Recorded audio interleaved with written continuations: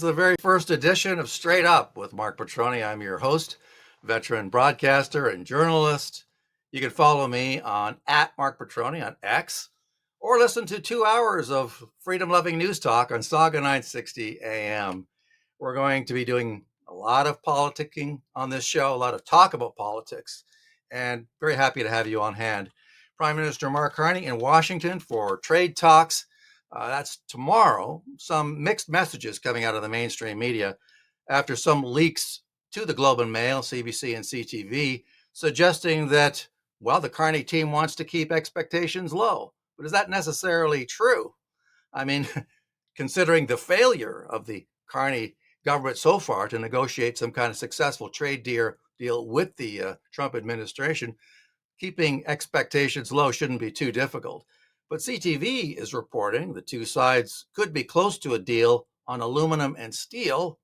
CBC also raising expectations that a deal on steel tariffs could be struck during Carney's trip to D.C. There have been counter reports that is false. We'll just have to see what comes out of it. Industry Minister Dominic LeBlanc has come out and said that Canada's dairy industry protections are not up for negotiations, that despite the fact that the media was reporting otherwise last week. This story from Juno News.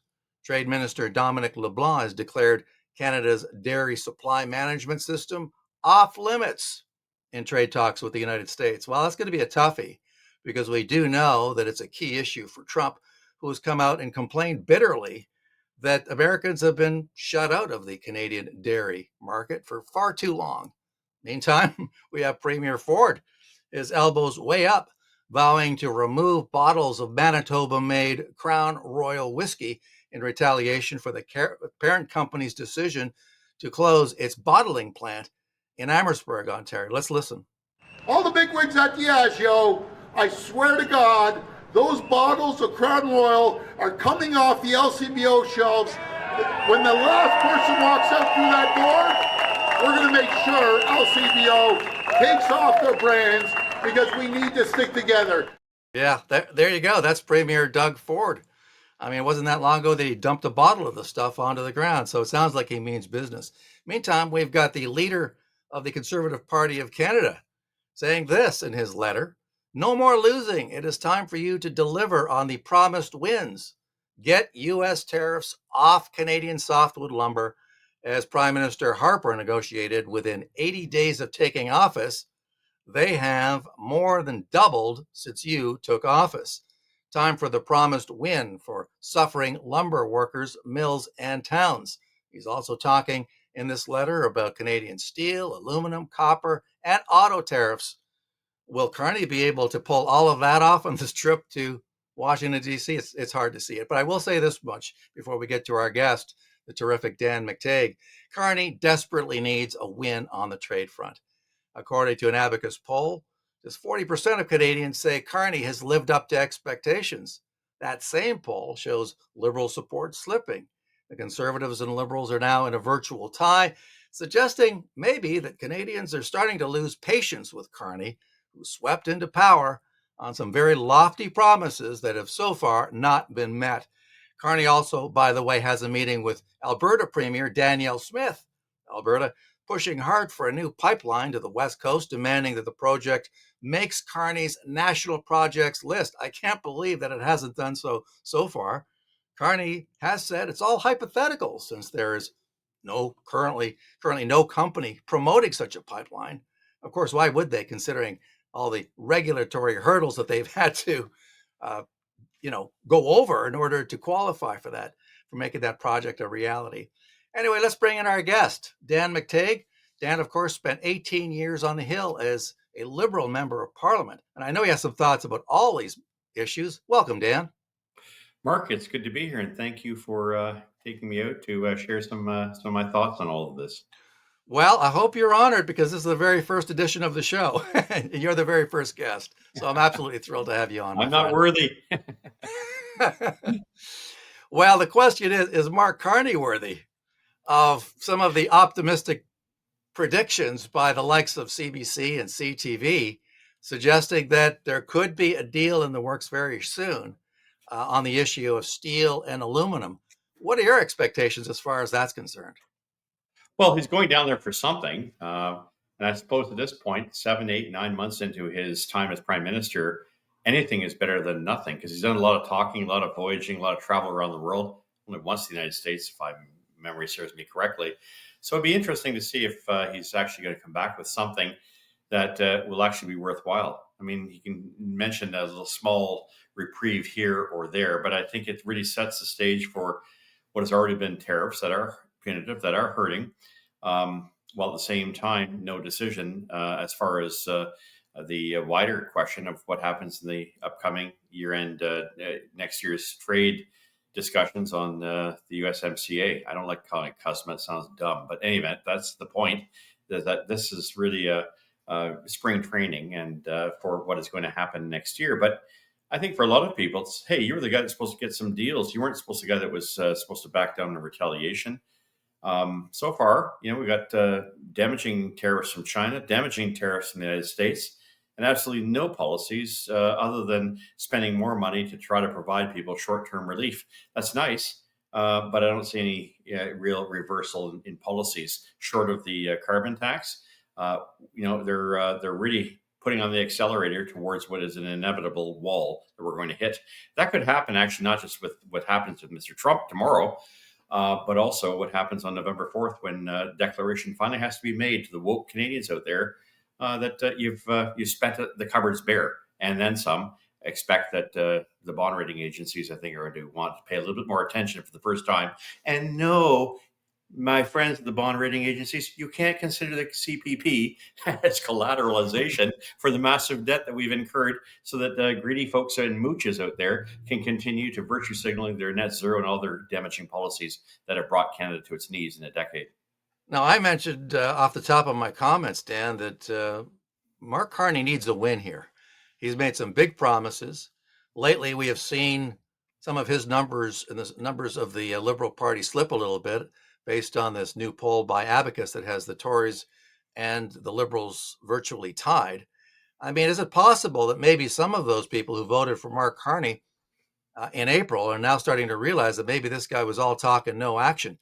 And Carney is under terrific pressure, not only from the opposition parties, but from others who say, all right, you made all these great promises. We voted for you. But so far, no indication that any of those promises have been met. He needs a win here, doesn't he? He does, and he needs to show that he's going to, in some way, alleviate the pain that Canadians are now starting to face, not just in terms of lost jobs, but higher costs for food, higher costs for living, affordability issues, all things that he has to address in a very short period of time because he set the expectations so high. This is the guy who had all the experience and all the worldly contacts and knew how to negotiate. When you set yourself up to those kind of levels and don't meet them, you really have to have more than a win here. You have to have something that's very decisive. I don't see that happening, despite the apple polishing by some in the media who are purchased by him and his colleagues. There's no way of getting around this. We're in a very serious economic straitjacket of our own making. And if it isn't going to get bad, if it isn't going to get better with Mr. Trump tomorrow, it's certainly not going to get better next week when he piles on with the premier of Alberta to say, hey, I'm not going to build another pipeline. That happens. He had a stronger hand to play today if he had a couple of pipelines already built, if he hadn't gone around personally to try to remove the finances from, the various investment groups involved with oil and gas, we'd have a couple extra $1 billion in our jeans. And at the end of the day, I think the economy would be much stronger. But look, this is a guy who's got to reverse himself at the same time, produce based on the narrative that the Conservatives used in the last election, not the Liberals. So it's going to be kind of ironic and funny to watch this happening as people have to basically twist themselves inside out like pretzels in order to make Carney look that much better or relevant. Well, speaking of the resource sector, he also has a meeting scheduled with Alberta Premier Danielle Smith. We've got Alberta pushing hard for a new pipeline to the West Coast as well as East Coast. I mean, Energy East as well as the pipeline to the coast. I mean, there is the Trans Mountain line, which is delivering, and for the first time ever, I mean, we're seeing oil, we're seeing energy products loaded onto ships and sent off to markets in Asia. but we need a lot more. And so this is one of the things that Danielle Smith is pushing for. But it doesn't seem like the Liberals are in any hurry to back off on their No More Pipelines bill. You know, the Liberals have emission caps, they have pipeline blocking, they have tanker traffic that they're not allowing. And at the same time, they cost Canadians $50 billion to build that Trans Mountain pipeline expansion. That was going to be built by Kinder Morgan for $6 billion at their own expense. But this government and its friends in the NDP and the Green Movement let every Tom, Dick, and Harry take a shot at it. So the company basically said, "Listen, the government of Canada, you gave your imperature, you signed on the dotted line. We're going to sue you," and we knew we were going to get sued. So the government bought it, but had to pay what 8 times, eightfold to get it finished. And as a result, this goes on the books that generations are going to have to pay for. And now suddenly Mark Carney's humming and hawing about, and his Liberal colleagues seem to be opposed to the idea of having oil produced. Look, if there's anything that has destroyed the investment climate in this country, and I use that word very, very poignantly, climate, what they've done is that they've destroyed any confidence private sector funding anywhere around the world has had in Canada because of what they've done. So it doesn't matter what Mark Carney does tomorrow with Donald Trump. What matters more is that he has no easy hand. He has no strength in terms of pushing back on Donald Trump and saying, "You don't give us this, we'll go that route." And it doesn't help, of course, that we have some premiers acting like total buffoons, going around pouring damn good whiskey, made in Canada, continue to be made in Canada, down the drain. Where was Doug Ford, who did that when Mark Carney pulled out Brookfield from Canada?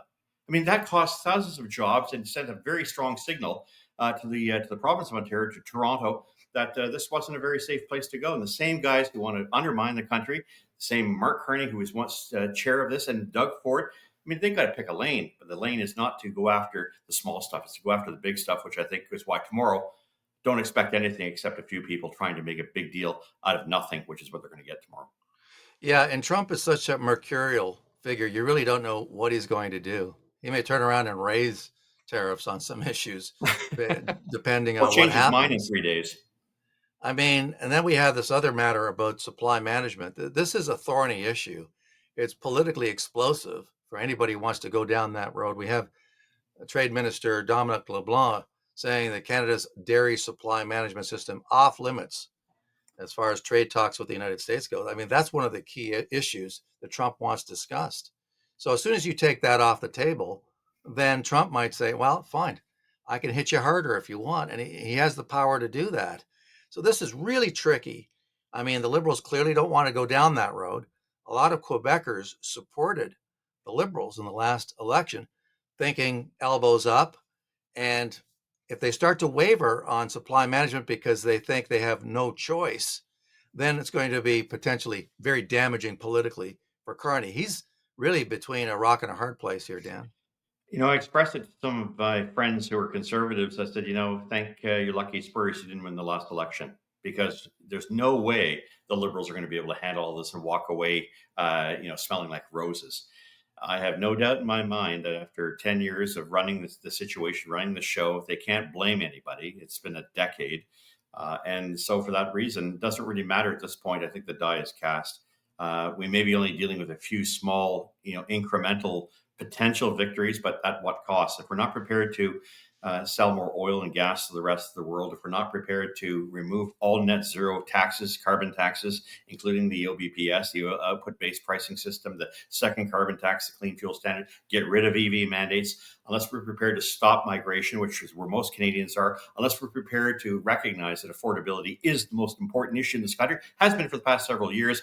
It's only a matter of time before some politicians get to that point. I think for the Liberal Party, it's you're a mess. You damn well clean it up.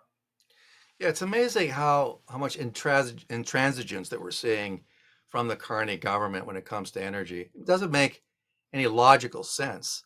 I mean, we're looking at massive deficits. Who knows, 90 billion, maybe more, 80, 90, 100 billion dollars. We're going to find out that magic number, hopefully, on November 4th when the budget is tabled. But you would think that with the state of the country the way it's in, that they would look at any way to generate revenues. And so the fact that they're still sticking a stick into the spokes of the resource sector just doesn't make any sense. And on top of that, we've got BC Premier Eby now saying he won't agree with a pipeline, and Carney apparently suggesting that if BC doesn't go along, then he's not going to go along. I mean, it's that kind of frustration that's going to bubble up and continue to bubble up in Alberta in favor of those who want to go independent. I mean, On the weekend, I put a bunch of tweets out about what I did in 2018, 2019, 2020, fighting the NDP BC government when they decided they were going to do everything they could, including use every tool in the toolbox to block the TMX pipeline. That, as I mentioned earlier, cost the Canadian public $50 billion and basically sent a message to the rest of the world. Canada is not a safe or reliable place in which you want to invest your money. You'll put it at risk if you put any money in Canada. And you wonder why it takes 140 pennies to buy a US dollar? A Canadian dollar is costing you and I 24, 25 cents a liter on the price of gasoline. What we've done here is we've allowed the fanatics on the left, and that's the NDP, the Greens, the Bloc, and now the Liberal Party fully, to basically drive this the ship of state right into the ground. And so for that reason, I don't know what the short solution is. I can tell you that 6 months ago, I warned people this was going to happen. I went door to door and warned them what would happen. I spent 18 years as a Liberal member of Parliament. I've seen this game before. My first gig in the House of Commons as a kid was working for the housing minister in 1981 when everyone was losing their shirt. I saw this happening in 1997. Mark, we are heading down a path for which recovery is going to be extraordinarily painful and difficult. And for people to play these elbows up nonsense and pretend they're elbozos, I mean, it's nothing short of being a denialist as to how the impact of these bad policies have been, not just to the country, but also to individual Canadians. A lot of people are hurting right now. Stats this morning from MNP Resort, I guess they do a lot of accounting, came out and said, 1 in 3 people are now reducing their utilities, reducing their food, doing all sorts of things because they know things are bad right now. It's bad now. Just wait till after November 4th when the stuff really hits the fan. And that's unfortunate. But that was the giddiness of all the people who got their nose directly attached to that federal government trough. And if you think the federal debt is bad and the deficit is even worse, look at the sub-sovereign debt in places like British Columbia. They just had their credit downgraded. So, folks, you want to be socialist, you want to fool around with your vote, you want to pretend that you're all fearful, you don't like the orange man bad south of the border, you didn't like COVID in 2021, you didn't like climate in 2018, 2019, you wanted more dope. If that's the way you're going to vote, if you're that susceptible and that gullible, well, then you can expect what's going to happen. Many of you are going to basically go below the waterline, but you brought it upon yourselves by voting Liberal, NDP, Bloc, and of course, Green. Yeah, it's amazing when you look at the actions of this government. They do the opposite of what you would expect a government to do that was looking after the interests of the Canadian people, whether you're talking about immigration, whether you're talking about this bail issue now, with the Conservatives preparing to table this motion, calling for an end to this revolving door bail system in which so many suspected violent criminals have ended up right back on the streets. I mean, to me, this is a no-brainer, right? You do this if you want to make the streets safer for Canadians, and yet they just steadfastly refuse to do just the basic things that anybody would do if their intentions were good. And that's why it's so bizarre looking at the actions of these people, and to think that after 10 years, 9 years of Trudeau, that we were going to get something different when the same people are there doing basically the same thing, not changing at all. I mean, these people they're so completely bubble wrapped against the, misery that they heap on the rest of us that maybe they just don't care. I mean, Mark, I got calls during my radio show today from people saying, what is it with these people? They don't respond. I mean, when you were a member of Parliament, I'm absolutely sure that when people wanted to talk to you, you talk to them, right? Yeah. You pick up the phone, you had a conversation, what's on your mind, what's bugging you about what we're doing, and then you take that to caucus. Yeah. What I hear is people who say, I tried to reach my Liberal member of Parliament. They don't return their calls. They just don't care. What is going on here with this party? The party doesn't care. It's because it can create a hermetic seal between themselves and the people who vote for them. But that's the problem: is that then they can rely on the media and other influencers to continue to present them as something that they clearly are not, and that's responsible, democratic, accountable representatives. And I say representatives; they shouldn't be speaking on behalf of anyone. The word parliament comes from the word to speak, de parler, as we say in French. They don't speak for anyone but the Liberal talking points, and that's where I think Canadians made a calculated mistake on April the 20th, 29th, 28th. and they're going to continue to pay for it going forward. It's the world is upside down. But here's the interesting part: tomorrow, Carney meets with Trump. Trump was the guy who said he'd love to do a deal with Carney. You know why? Because he's a poltroon. He's weak, and he knows it. And had he had Mr. Poilievre to deal with, I don't think the outcome would have been as strong. One of the strongest cards Mr. Poilievre would have put forward is said, the moment I become prime minister, 3 to 4 oil projects and gas projects get immediately greenlit.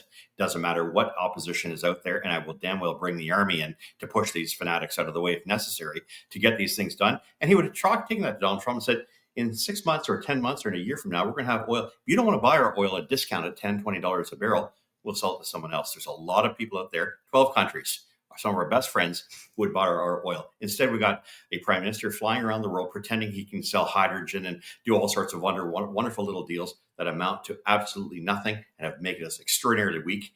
So if we go into tomorrow, it'll be on bended knee with our hands together praying that we don't get clobbered, because tomorrow it looks like it's not going to be a very great day for Canada. Well, up to now, Carney has had a scapegoat, right? I mean, he's been able to point his fingers and say, it's all Trump. We tried to make a deal and he just wasn't cooperating. After moving Brookfield to the United States, I mean, oh my God. After moving Brookfield to the United States, buying the largest pipeline in the world, the Colonial Pipeline, your company, Brookfield, and you were CEO, you can't say you were just sort of a passive player. No, he had this planned, and a lot of suckers in this country fell for it. They're called Liberal supporters. Yeah, but will they fall for it next time? And yeah, I mean, it's easy to be cynical. For free. Give them some free stuff.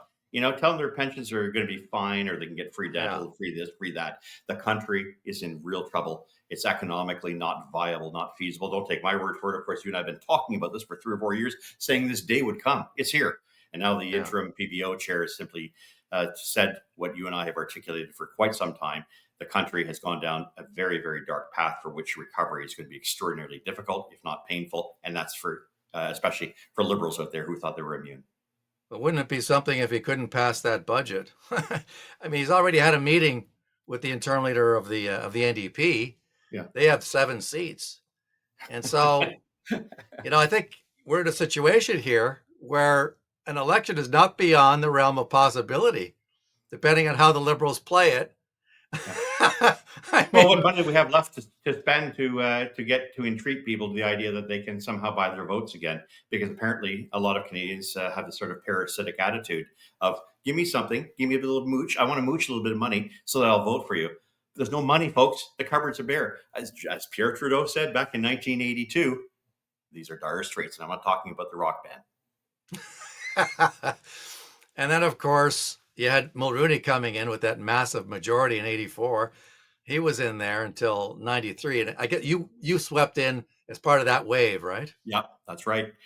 Things didn't get better, and Mulroney tried to undo what Trudeau had done. Couldn't do it. It actually took Paul Martin, Jean Chrétien, and provinces to help us bring the deficit back and bring finances back in order. Now, by the way, Mark, I think the success of that time, being able to sell more oil to the United States and having a strong integrated international economy, our trade relationship with the United States being very, very good.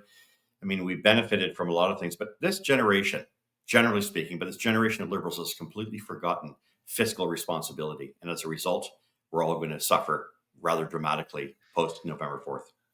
Last question. Will the Liberal Party ever get back to what it was in your day? It can only do that if it is crushed in the election. There's just too many people out there who got government jobs, who have pensions, and who are a big part of the woke DEI ESG agenda. They will never go away, even though people like their leaders like Greta Thunberg have. Even though people like Mark Carney, who I'm surprised is going to the United States, isn't charged under antitrust provisions of the Department of Justice cartelization of the financial sector when he tried to ensure that no lending institution in the United States or other places would lend money to oil or gas companies. But beyond that, I think it's likely that the Liberal Party isn't going to be changing much until it sees itself in crushing defeat. It saw that 2011 when I lost, and what emerged wasn't a central party, but in fact a far left extreme party. And so I think that's where they're heading. Maybe they'll be heading even further to the left if they can get the 7 NDP to join them, which wouldn't be a surprise. And then remain what they are, the social, sometimes democratic party that has now been embraced by some unsuspecting Canadians. Dan McTeague, thank you so much for coming on the show. Canadians for Affordable Energy. You see the sign there behind Dan. Check it out today. Thank you, sir. Great chatting with you. Good to be here, Mark. Thanks for having me. And that is it for this edition of Straight Up with Marc Patrone. Appreciate you tuning in, my friends. Hope you enjoyed the segment. We'll do it again soon. Bye-bye for now.